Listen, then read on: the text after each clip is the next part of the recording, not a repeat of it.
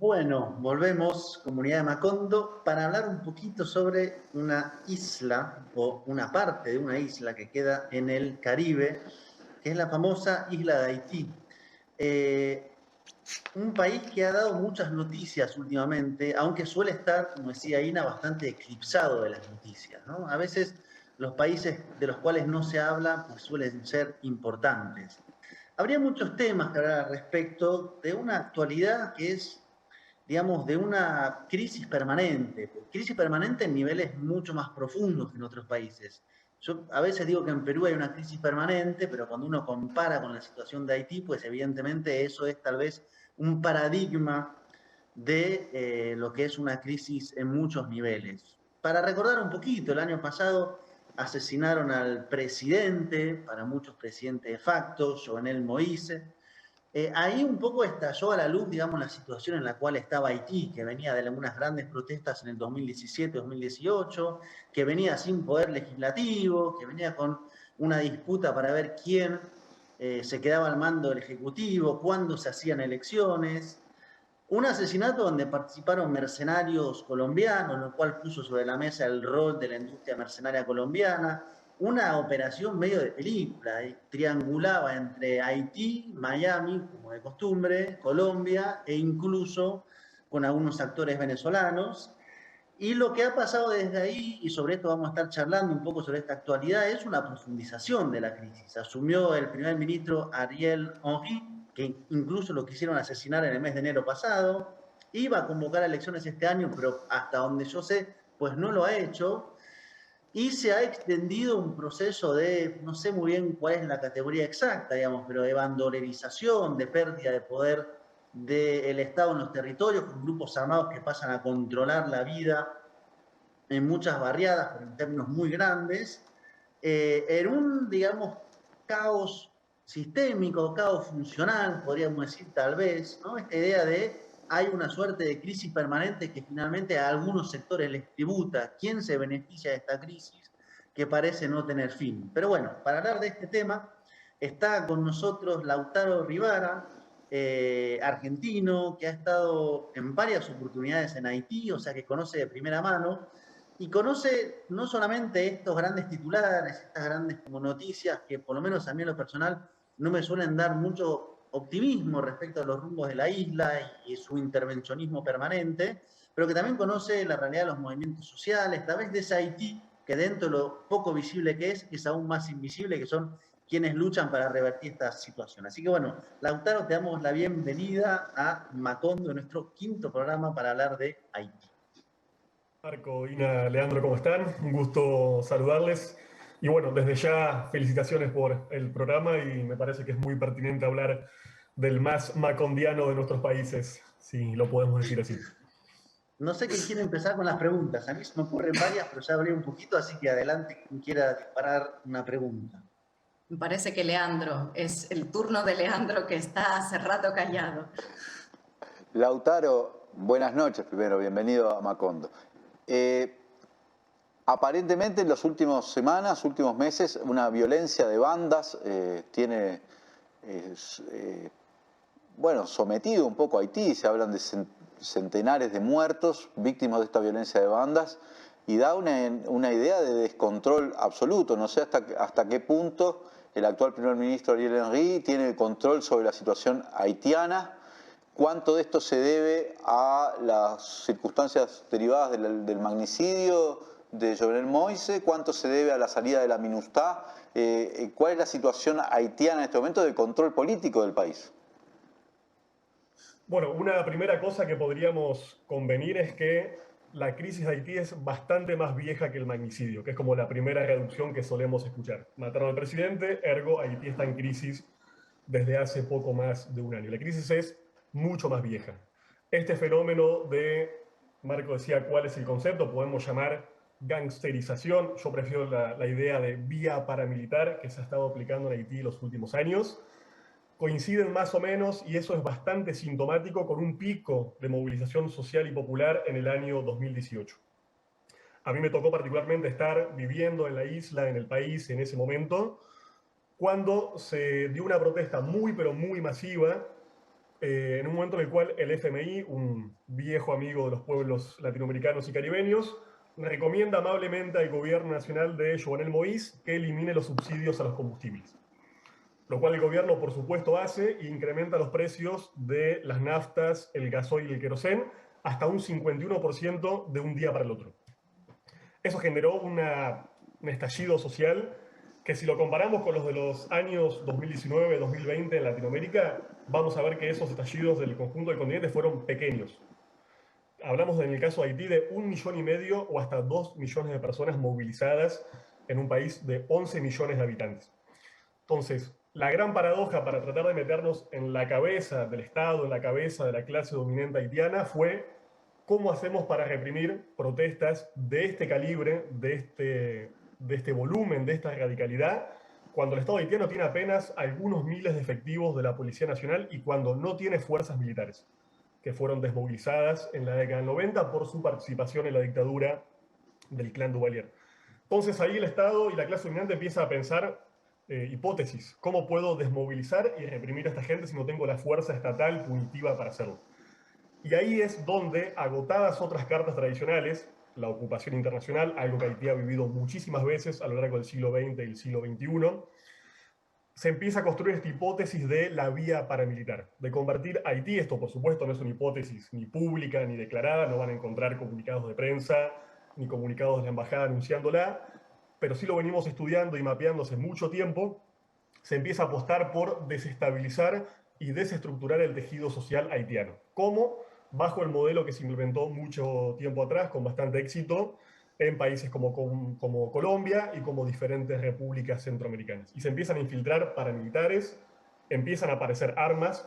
Haití, se imaginarán, no produce armas, y empieza a generarse una espiral de una violencia que yo llamo una violencia y una criminalidad políticamente organizada, porque Haití, y eso los puede llegar a sorprender, no era hace pocos años un país violento.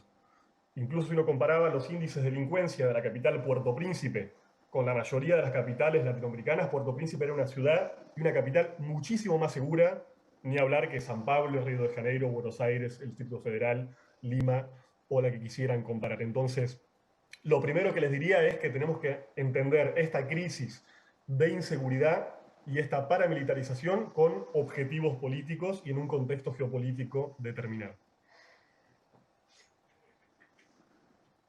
Bueno, Lautaro, y después del magnicidio, o sea, se han detenido mercenarios. Si nos podrías un poco refrescar a todos, supongo que los seguidores no han estado muy pendientes de la situación en Haití. Es bastante difícil estar pendiente porque tampoco es que te informen eso todos los medios. ¿Qué pasa después del magnicidio? ¿Se detienen mercenarios? Hay varios colombianos, hay 2 estadounidenses que al principio dijeron que fueron a traducir, que no sabían nada. ¿Qué pasa luego? ¿Se sabe quién fue el que encargó ese magnicidio? Si son grupos políticos, o sea, porque me acuerdo que hace un año hicimos una especie de análisis también de Haití, miramos el índice de aceptación de Moïse, que estaba en torno a 5% de aprobación y que lo había votado, no sé si 600.000 personas en un país de más de 11 millones de personas, de habitantes. Entonces, cuando empiezas a mirar, te das cuenta que, bueno, seguramente ha tenido muchísimos enemigos, ¿no? ¿Está claro ahora mismo, a un año después de lo que pasó, quién fue el que encargó ese asesinato? Mira, hoy lo que sabemos es muy poco. Tenemos hipótesis. O sea, seguimos sabiendo muy poco. Creo que el hecho de que sepamos poco nos dice mucho, digamos. ¿Por qué? Yo creo que no tenemos que esperar saber nada muy cierto en un mediano plazo, porque los principales implicados en el magnicidio son hoy los responsables de la investigación de lo que pasó hace ya poco más de un año. Hablamos, y vos lo mencionabas muy bien, de, primero, la clase política haitiana, el gobierno que hoy se mantiene más allá del magnicidio de Moïse en el poder, el partido de gobierno, el PHTK, que está investigando el magnicidio. A un año de comenzar las investigaciones no sabemos absolutamente nada. Ya 6 jueces han tenido la causa a cargo y han renunciado por diferentes presiones, incluidas amenazas de muerte. El otro actor que está investigando lo que pasó en Haití son los Estados Unidos. Y vos lo mencionabas, y ese dato, ese pequeño dato es clave. Se habló mucho, obviamente fue un impacto tremendo y develaba, como Marco decía, esta trama paramilitar regional con los mercenarios y los ex militares colombianos, pero ese pequeño dato que vos mencionás se suele omitir.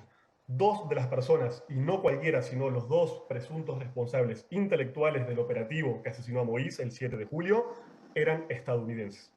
Se los suele esconder diciendo que eran haitianos, porque son de ascendencia haitiana, pero eran norteamericanos de ciudadanía norteamericana. Y eso es absolutamente clave. Incluso muchos de los implicados en el magnicidio fueron repatriados por los Estados Unidos para ser juzgados en su país. Ustedes saben, y este es un hecho bastante grave, pero bastante naturalizado en Centroamérica y el Caribe, que Estados Unidos se suele arrogar la potestad de capturar criminales o presuntos criminales en todo el mundo, particularmente en estas subregiones de nuestro continente, para juzgarlos por diferentes delitos internacionales, en general vinculados al narcotráfico. Digo, estas personas capturadas, también presuntas de estar implicadas en el operativo del magnicidio, digo, estos juicios en Estados Unidos tampoco avanzaron. No es que no avanza la justicia haitiana por incompetencia, tampoco avanza la justicia norteamericana. Entonces, insisto, es muy difícil que tengamos algún tipo de claridad de lo que pasó en esa noche, en esa madrugada, siendo que los investigadores son los propios implicados. El mismo día de hoy, ahora no tengo los últimos detalles porque acabo de llegar, había un motín en la penitenciaría de Champ de Mars, en la capital de Puerto Príncipe, donde 18 de estos sicarios colombianos están presos e incomunicados hace muchísimo tiempo.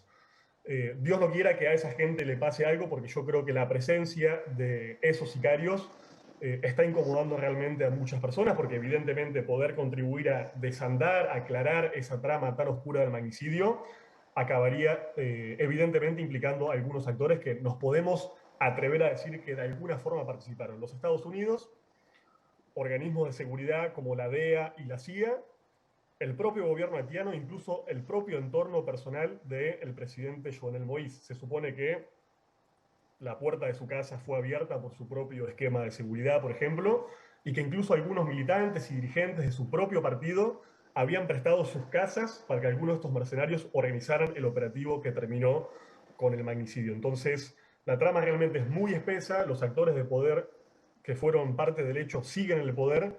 Entonces realmente es difícil que tengamos algún tipo de certeza, por lo menos en un plano judicial. Y quizás el periodismo, la investigación, los organismos de derechos humanos puedan avanzar un poco más. Pero la justicia haitiana y norteamericana yo creo que realmente va a ser muy difícil que avance. Sí, incluso en su momento habían aparecido varias fotos de Iván Duque con algunos de los indirectamente o directamente implicados, ¿no? Ahí hay una contratista. Tal vez hay algo que no se sepa mucho, pero que es bastante particular en Estados Unidos, que hay empresas, digamos, que se les dice contratistas, que básicamente te ofrecen servicios privados militares, ¿no? En teoría, después, el gobierno estadounidense tiene que dar luz verde para que se lleve adelante determinada acción o no. Es decir, yo soy una contratista, quiero hacer una acción en el extranjero de tal naturaleza, tengo que tener luz verde. Bueno, hay una serie de empresas, algunas de las cuales son venezolanas, y acá hay un señor que se llama Antonio Entriago, que además tiene que ver con la trama de la oposición más golpista en Venezuela, que aparecía fotografiado con Duque. Uno de los implicados es primo del que era el jefe de seguridad de Duque. Bueno, ahí uno empieza a ver que evidentemente la cosa, como adjetivo de Lautaro, es espesa y que hay una suerte de entramado que organiza estas acciones, algunas de las cuales suelen quedar, digamos, sin mucho resultado informativo porque suelen involucrar a varios actores de alto nivel, ¿no? Ahora, Sí. Uh-huh. mi pregunta, y es medio incómoda, pero la voy a hacer igual, es la siguiente. Claro, si uno ve y ve un Estado que no controla parte de su territorio, porque está en manos de bandas armadas, eso fue parte de una estrategia que vos decís que es para desmovilizar un poco todo el caudal que había de estallido. Ve un Estado que, como fue nombrado en un momento, es una república de las ONG, y lo digo con cierta, para meterle picante, digamos, que quiere decir que ya el Estado tiene menos financiamiento que las ONG internacionales. Si no controlás parte de tu territorio, o sea, no tenés el monopolio de la violencia, y no controlás parte de la finanza del Estado, que lo controlan más organismos internacionales que vos mismo, ¿hasta qué punto no estamos ante un Estado por lo menos parcialmente fallido? Claro, uno puede decir, lo hicieron fallar, pero ¿estamos ante algo parecido o no? Ya sé que es una categoría que después habilita justamente a hacer más intervenciones, por lo cual ahí es lo complejo de usar esa categoría. Pero ¿qué de eso hay? Miren, les redoblo la apuesta, digamos. El Estado en Haití no es un Estado, es un ente internacional de ocupación, antes de la ocupación. Así es concebido incluso por intelectuales y analistas del propio país. Hay que entender que el Estado haitiano es débil, yo les decía, en sus elementos coactivos, no puede reprimir una protesta. O sea, ¿de qué sirve un Estado que se precie de sí si no puede reprimir, que es lo que supuestamente ese monopolio de la violencia que mencionás, lo que define en términos modernos un Estado? Evidentemente es débil en términos de generar consenso. El Estado haitiano no otorga salud, no otorga educación, no otorga seguridad, control territorial, nada de lo que podamos definir como elementos consensuales de un Estado moderno. Y en Haití, históricamente, la sociedad haitiana, la comunidad, se ha valido por sí misma, con márgenes de autonomía y capacidades organizativas enormes. Muchas veces a mí me preguntan, bueno, ¿cómo pasó? ¿Qué hizo el Estado haitiano en la pandemia? El Estado no hizo nada. La sociedad, la comunidad haitiana hizo un montón de cosas para evitar el impacto de esa pandemia. Entonces, como vos bien decís, evidentemente hay un Estado que ha sido impedido en su constitución porque hay un interés de que esto pase. Yo cuando les menciono, por ejemplo, lo de esta vía paramilitar, esta infiltración de paramilitares que puede sonar a teoría conspirativa o algo difícilmente comprobable. Yo estuve con diversos compañeros, compañeras, colegas periodistas en los barrios populares donde se cometen y se cometieron algunas de las más emblemáticas masacres de estos grupos paramilitares. Y los habitantes de esos barrios populares nos referían con toda claridad que en esos barrios había paz, había tranquilidad, no había actores armados, no había armas, salvo los días que se convocaban movilizaciones sociales al centro político del país para protestar contra el gobierno, en ese caso Jovenel Moïse, hoy podría pasar con el gobierno de Henry. El día que iba a haber protestas y movilizaciones, aparecían los paramilitares, cerraban los barrios populares como si fueran un gueto, de hecho se les llama así, guetos, e impedían que la gente saliera a movilizarse, hasta que se acababa la movilización y de vuelta al barrio era liberado otra vez. Sabemos, se ha investigado, están las noticias, de que se han infiltrado equipos de telecomunicaciones, armas muy sofisticadas a un país realmente muy pobre y que el origen de esas armas y de esos paramilitares y exmarines son siempre indefectiblemente norteamericanos o haitianos con algún tipo de vínculo con los Estados Unidos. Entonces, esa es por lo menos nuestra hipótesis. En los últimos 4 o 5 años, esta ha sido una estrategia de desestabilización. Si vemos hoy las cifras vinculadas, por ejemplo, a secuestros, Haití hoy tiene más secuestros que en México, no en términos relativos, en términos absolutos.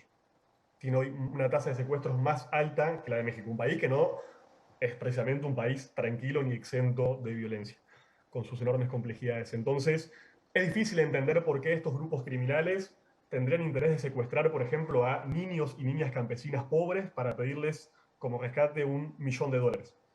Algo que nadie que viva en Haití sabe que un campesino, una familia campesina puede llegar a pasar. Entonces son claramente en este caso estrategias de terror, estrategias de movilización, que además, y eso hay que decirlo, lo más doloroso, han sido tremendamente eficaces. Haití pasó a ser una movilización masiva de carácter popular, soberano, antineoliberal, prácticamente todos los días, como pasaba en el año 2018 o 2019, a ser hoy un país realmente desmovilizado, pero mucho más que desmovilizado, realmente aterrorizado y con muchas dificultades para retomar el control de la calle que hoy está a cargo no del Estado, sino de grupos paramilitares. Digo, si les cuento las cifras de asesinatos, de desplazados, de secuestros de las últimas semanas, van a ver que son propias de un país en conflicto y en guerra declarada y abierta, seguramente más comparable con lo que pasa en Ucrania, en Siria, que lo que pasa en otro país de la región. Y eso creemos que tiene que ver con una estrategia que ha sido, lamentablemente, como les decía, muy, pero muy eficaz.